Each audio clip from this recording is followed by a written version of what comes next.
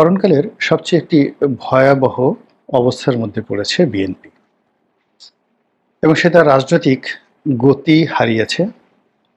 রাজনীতির যে পথ এটিও হারিয়ে ফেলেছে এবং রাজনীতি করার জন্য যে শক্তিমত্তা দরকার, যে সাহস দরকার, যে আত্মবিশ্বাস দরকার এবং যে চেইন অফ কমান্ড দরকার দলের মধ্যে, সেটি এখন সবচেয়ে নাজুক একটি অবস্থার মধ্যে রয়ে গেছে। ফলে আশা এবং নিরাশার দোলাচল, ভয় এবং আতঙ্কের মাঝামাঝি একটি জায়গা।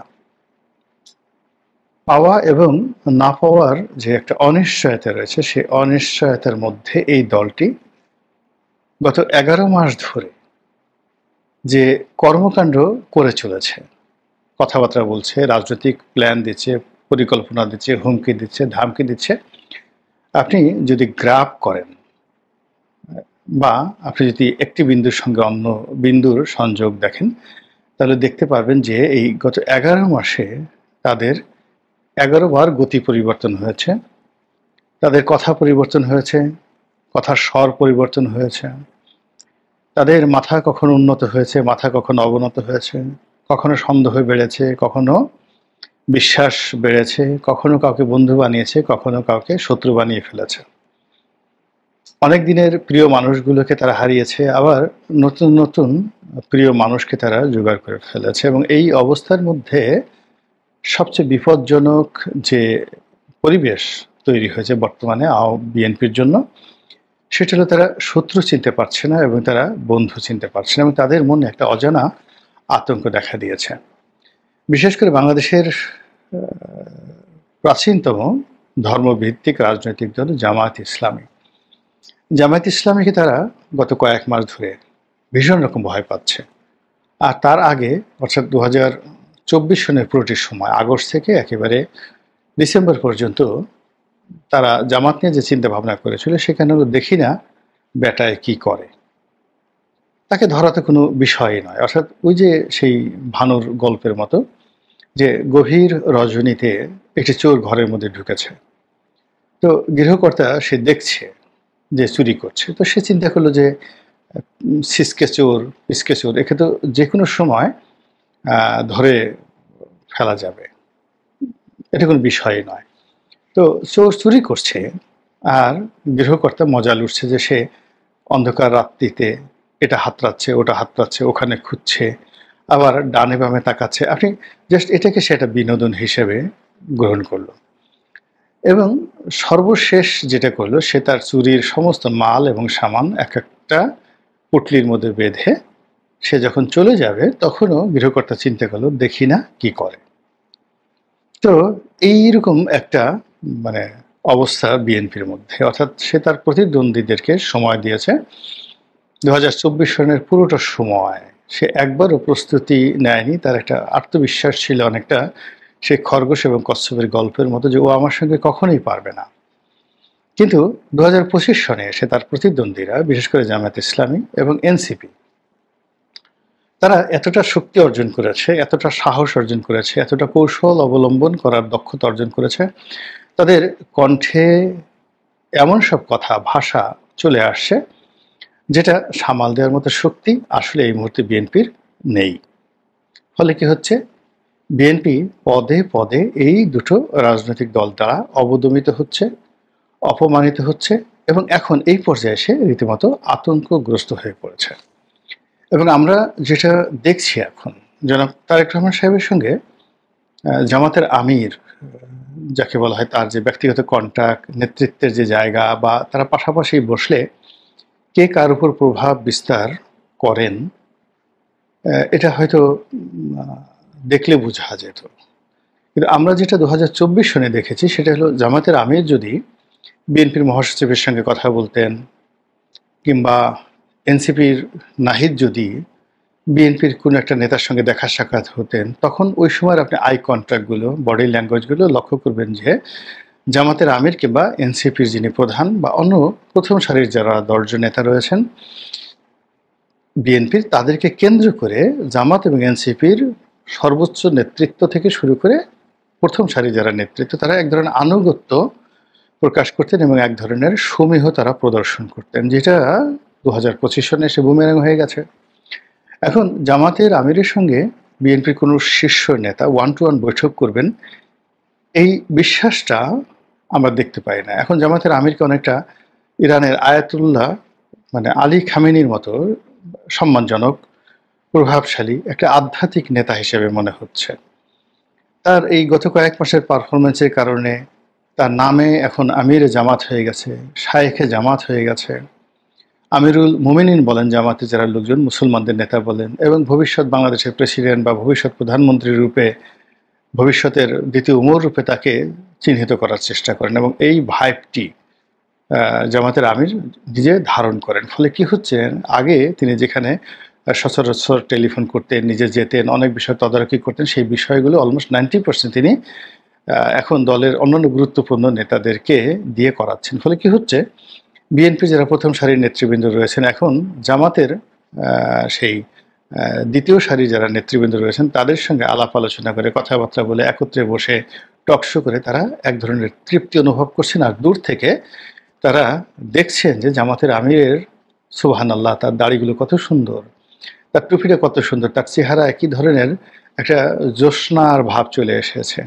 এবং কেন এই লোকজন বারবার জামাত জামাত করে, এবং কেন এই জামাতের আমিরকে নিয়ে এত আলাপ আলোচনা হয়, এই বিষয়গুলো নিয়ে তারা অবাক বিষয় ভাবে আর চিন্তা করে যে আমাদেরকে নিয়ে কেন এইভাবে মানুষের আলাপ আলোচনা হয় না, আমাদেরকে কেন মানুষ চাঁদাবাজ বলে, কেন মানুষ ডন বলে, আমাদেরকে কেন আন্ডারওয়ার্ল্ডের গডফাদার বলে, এগুলো কি সহ্য করা যায়, আমাদেরকে কেন অশিক্ষিত বলে, গাঁজাখোর বলে। মানে এগুলো নিয়ে প্রচলিত রাজনীতিবিদ যারা আছেন তাদের মধ্যে বিএনপির শীর্ষ নেতারা, যাদের ইতিমধ্যে নানা রকম ট্যাগ রয়েছে বা হয়ে গেছে, তারা ভীষণ রকম অস্বস্তির মধ্যে পড়েছেন। এনসিপিরও একই অবস্থা। এনসিপি যারা নেতা, কয়েকজনের নাম ধরেন, যেমন ধরুন যাকে বলা হয় নাহিদ, সার্জিস, তারপরে যাকে বলা হয় হাসনাত আবদুল্লাহ, তো ওনারা তো আছেন। এর বাইরে মন্ত্রিপরিষদে আছেন মাহফুজ এবং আসিফ মাহমুদ সজীব ভুঁইয়া। এখন মাহফুজ এবং আসিফ মাহমুদ সজীব ভুঁইয়ার যে দাপট, সেই দাপটের পাশে ব্রিগেডিয়ার সাখাওয়াত, রেজওয়ানা, কিংবা ধরুন আসিফ নজরুল, তাদেরকে একেবারে নিতান্তই অপরিপক্ক মনে হয়। দেখে মনে হয় যেন তারা মাহফুজ কিংবা আসিফ মাহমুদ সজীব ভুঁইয়া তাদের প্রাইভেট সেক্রেটারি হতে পারলে তাদের খুব ভালো লাগতো। কিংবা ধরুন এই যে প্রেস সেক্রেটারি শফিকুল সাহেব, তিনিও এনসিপি বা ওই এনসিপির যারা নেতৃবৃন্দ এবং এনসিপির যে গ্রুপটি সরকারে রয়েছে তাদেরকে তিনি যে প্রিভিলেজ দেন, তিনি এখন ডক্টর ইউনূসের সবচেয়ে ডিফ্যাক্টো রাইট হ্যান্ড।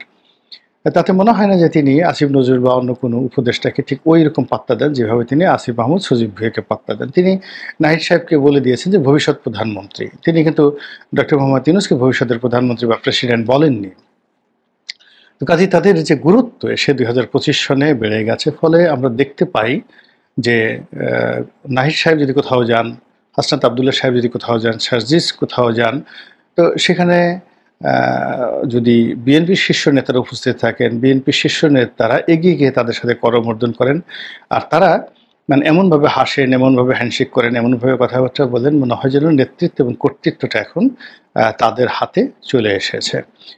আমি কয়েকটা ভিডিও ফুটেজে দেখলাম যে হাসনাত আবদুল্লাহ সাহেব দাঁড়িয়ে আছেন, বিএনপির সালাউদ্দিন সাহেব সেখানে যাচ্ছিলেন, তিনি আবার ফিরে এসে হাসনাত আবদুল্লাহর সঙ্গে সালাম বিনিময় করলেন, হ্যান্ডশেক করলেন, এবং হাসনাত আবদুল্লাহ সালাউদ্দিন সাহেবকে কিছুটা প্রশ্ন করলেন বা কোনো একটা বিষয়ে কিটিং, মানে অনেকটা আছে না যে আমরা যোগ করি, তো হাসি মুখে কিছু একটা তিনি যোগ করলেন, এবং সেই যোগ শুনে সালাউদ্দিন সাহেব শিশুর মতো সুন্দর করে হাসলেন। এই দৃশ্য আমরা 2024 সনে কল্পনাই করতে পারতাম না। এর বাইরে যাকে বলা হয় নাহিদ সাহেব, তিনি তো একেবারে রীতিমতো গ্র্যান্ড লিডার। তিনি এবং তার যারা লোকজন রয়েছেন, শীর্ষ যারা নেতৃবৃন্দ রয়েছেন, তাদের বডি ল্যাঙ্গুয়েজ আপনি চিন্তা করেন। এখানে যে কোটি মেয়ে যাচ্ছেন তার মধ্যে ডক্টর তাসমিন জারা, তো তাসমিন জারা সালাউদ্দিন সাহেবের কন্যার মতো, একেবারে কন্যার মতো। তারপরে সালাউদ্দিন সাহেব যে পরিবার থেকে এসছেন, উনি একজন বিসিএস কর্মকর্তা ছিলেন।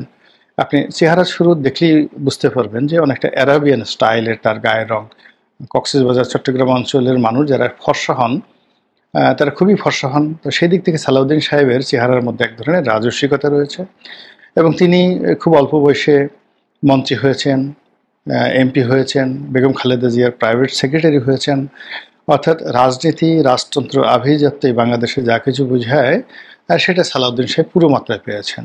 আমাদের সেই ৮০-র দশকে যারা বিসিএস পাশ করে ম্যাজিস্ট্রেট হতেন তারা তো যেন তেন লোক না, তারা সিএসপির মতোই সম্মানিত। তো সেইখান থেকে তার ক্যারিয়ার শুরু। তো সেই সালাউদ্দিন সাহেবের পাশে যখন তাসমিন জারা, এখনও আপনি দেখবেন যে তাসমিন জারা ভালো ছাত্রী, অক্সফোর্ড থেকে সে ডাক্তারির উপর ডিগ্রি নিয়েছে, ঢাকা মেডিকেল থেকে হয়তো সে ডাক্তারি পাস করেছে। তো এরকম তো বাংলাদেশে বিদেশে হাজার হাজার ডাক্তার ঘুরে বেড়াচ্ছে। কিন্তু আপনি যদি তাসমিন জারার চেহারার দিকে তাকান তাহলে দেখবেন যে তার সব কিছু আমাদের বাংলাদেশের আভ্যন্তরীণ বাংলার একটা নিম্ন মধ্যবিত্ত পরিবারের চেহারা, সুরত, মন, মানসিকতা, ড্রেস কোড, কথাবার্তা থেকে শুরু করে সব কিছু। তো সেই তাসমিন জারা যিনি এই এনসিপির সঙ্গে যুক্ত না হলে সালাউদ্দিন সাহেবের সঙ্গে দেখাই করতে পারতেন না। এখন তিনি সালাউদ্দিন সাহেবের একেবারে পাশের চেয়ারে প্রধান উপদেষ্টার কার্যালয়ের সম্মুখ সারিতে বসেন এবং ক্রস লেগ মানে এক পায়ের উপর আর এক পা তুলে যেভাবে ঝুলিয়ে ঝুলিয়ে সালাউদ্দিন সাহেবের দিকে একেবারে না তাকিয়ে ড্যাম কেয়ার একটা ভাব নিয়ে তিনি যেভাবে চলেন তাতে সালাউদ্দিন সাহেবের দেখে মনে হয় যে তিনি তাসনিম জারাকে, যাকে বলা হয় প্রিভিলেজ দিয়েই তাকে কিন্তু রাজনীতি করতে হবে, এরকম একটা অবস্থা কিন্তু তৈরি হয়ে গেছে। এবং আমরা সেটা বিভিন্ন কর্মকাণ্ডে দেখি।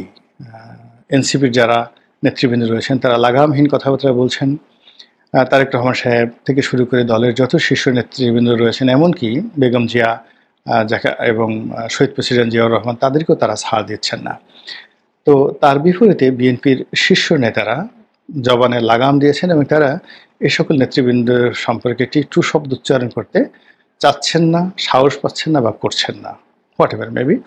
অন্যদিকে দলের যারা তরুণ তুর্কি রয়েছেন, যেমন এশরাক সাহেব রয়েছেন, তারপরে রবিউল ইসলাম নয়ন নামে যুব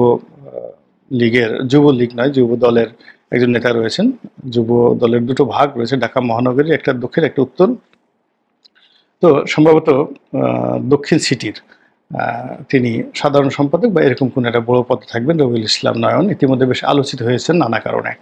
তো তিনিও ঠিক কট্টর ভাষায় সেই এনসিপি এবং জামাতের অনেক নেতাকে বা চরমোনাই নেতাকে সমালোচনা করেছেন বটে, কিন্তু সিনিয়রদের মধ্যে একমাত্র ফজলুর রহমান সাহেব ছাড়া আর কেউ কিন্তু জামাত নিয়ে বা এনসিপি নিয়ে এখন পর্যন্ত একটা ট্রু শব্দ করেননি।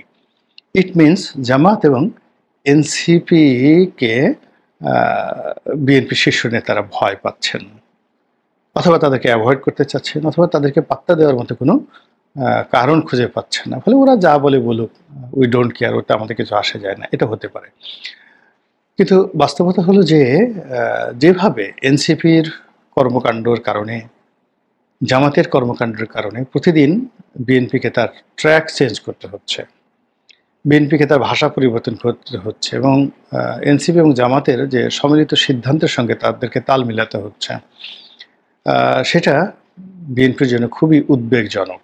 যেমন গোপালগঞ্জের ঘটনা যেভাবে ঘটল, সেক্ষেত্রে দেশের প্রধানতম রাজনৈতিক দল হিসেবে বিএনপির যে স্ট্যান্ড থাকা দরকার ছিল, বিএনপির যে কথাগুলো বলার দরকার ছিল এবং যেভাবে মানে এই গোপালগঞ্জের ইস্যুটিকে তাদের সামনে আনা উচিত ছিল, সেটা কিন্তু তারা পারেনি, তারা একেবারেই পারেনি। না পেরে তারা সেই ডক্টর মোহাম্মদ ইউনূসকে খুশি করার জন্য, এনসিপি খুশি করার জন্য, জামাতকে খুশি করার জন্য তারা সেই আওয়ামী লীগের বিরুদ্ধে কথা বলা শুরু করেছে। তারপরে গোপালগঞ্জে যা কিছু ঘটেছে এটি নিয়ে ওইভাবে তারা রাগ ঢাক করেনি। তো এটা তাদের যে মানসিক চিন্তা, এটা সম্পূর্ণ বিপরীত। এগেল এক। ২ নম্বর হলো যে মাইলস্টোন কলেজে যে নির্মম ঘটনা ঘটেছে, বিমান বাহিনীর একটি জঙ্গি বিমান সেখানে আশ্রয় পড়েছে, এর ফলে যে হতাহত হয়েছে স্মরণকালে, সে হতাহতকে কেন্দ্র করে সারা বাংলাদেশের যে সহিংসতা চলছে, এখন জামাত এবং এনসিপির যারা লোকজন তারা ১০ মুখে বলার চেষ্টা করছে যে এই কাণ্ড ঘটিয়েছে, মানে এই যে সহিংসতা চলছে, এই কাণ্ড ঘটিয়েছে মূলত ছাত্রলীগের বা যুবলীগের যারা সন্ত্রাসী রয়েছে, তারা ঘাপটি মেরে এই ছাত্র জনতার মধ্যে মিশে গিয়ে সাধারণ আমজনতা বা ছাত্র জনতা তাদের আবেগকে পুঁজি করে ওখানে তারা সন্ত্রাস ঢুকিয়ে দিয়েছে। কাজেই আওয়ামী লীগকে আবার প্রতিহত করতে হবে, আবার আওয়ামী লীগের লোকজনদেরকে মারধর করতে হবে এবং আওয়ামী লীগের সহায় সম্পত্তি যা কিছু আছে সেগুলোকে আবার তছনছ করতে হবে। এই যে তাদের যে মনোবৃত্তি, এটার বিপরীতে ডক্টর মোহাম্মদ ইউনূসের যা করার দরকার ছিল তা যেমন তিনি করতে পারেননি, বিএনপির যা করার দরকার ছিল বিএনপি সেটা করেনি। বিএনপি বরং যেটা করেছে, আওয়ামী লীগের একটি পরিত্যক্ত ভবন বঙ্গবন্ধু এভিনিউতে আওয়ামী লীগের কেন্দ্রীয় কার্যালয়, যেখানে গিয়ে সাধারণত ছিন্নমূল মানুষেরা মলমূত্র ত্যাগ করে, একটি অ্যাবান্ডেন্ট পরিত্যক্ত ভবন। এবং সেই ভবনে গিয়ে দেখা গেল এই ঘটনার পরে বিএনপি এবং এনসিপির যারা লোকজন তারা যুগপৎভাবে বাতি জ্বালিয়েছে, ভিতরে গিয়ে তারা পোস্টার সেটে দিয়েছে এবং অত্যন্ত মানে জড়োয়া ভাইয়ের মতো মনে হয় যেন একই বৃন্তের দুটো ফুল, নদীর এপারে আর ওপারে যেভাবে দুটো কুল একেবারে নদীর আপন হয়ে মধ্যে স্রোতধারা প্রবাহিত করে, ঠিক তদ্রূপ আওয়ামী লীগ অফিসের এক পাশে এনসিপি আর এক পাশে বিএনপি, তারা একত্র হয়ে ওরকম একটা পরিত্যক্ত ভবনকে কেন্দ্র করে, যেখানে আওয়ামী লীগের কোনো লোক নাই, জন নাই, আওয়ামী লীগের ভূত থাকতে পারে, প্রেত থাকতে পারে, আওয়ামী শয়তান থাকতে পারে, ইবলিস থাকতে পারে, কিন্তু দৃশ্যমান ওখানে কোনো যাকে বলা হয় বনি আদম, আওয়ামী লীগের বনি আদমকে আমরা দেখিনি। কিন্তু সেটাকে ভয় পেয়ে বিএনপি এবং এনসিপি এই দুদিন আগে তারা যেখানে পরস্পরের প্রতি বিষোদ্গার করেছে, কক্সবাজারে মারামারি করেছে, তারপরে শেষে চকরিয়াতে তারা মারামারি করেছে, অন্যান্য এলাকাতে যে সকল মারামারি হয়েছে বিভিন্ন এলাকাতে, এর পেছনে ধরে নেওয়া হয় যে বিএনপির একটা বিরাট হাত রয়েছে। তো সেই বিএনপি এই ঢাকা শহরে মাইলস্টোনের এই ঘটনার পরে তাদের মনে হয়েছে যে এখন এনসিপির সঙ্গে তাদেরকে কমপ্লাই করতে হবে, এবং সেই কমপ্লাই করতে গিয়ে তারা এনসিপির অনুসরণে আওয়ামী লীগ অফিসে চলে গেছে। তো এতে করে এনসিপি বা বিএনপি কিংবা জামাত যদি এই কাজের সঙ্গে সম্পৃক্ত হয়, এতে আওয়ামী লীগের কিছুই হবে না, কিন্তু এই নামটি আওয়ামী লীগের অফিস বঙ্গবন্ধু এভিনিউ যেটা মানুষ ভুলে গিয়েছিল সেটাকে আবার স্মরণ করে দেওয়া হলো। তো একে তো নাচুনি বুড়ি, তার উপরে ঢোলের বাড়ি, মানে শেখ হাসিনা তো এমনি ওখান থেকে নানা রকম বক্তৃতা দিয়ে বেড়াচ্ছেন, বিবৃতি দিয়ে বেড়াচ্ছেন।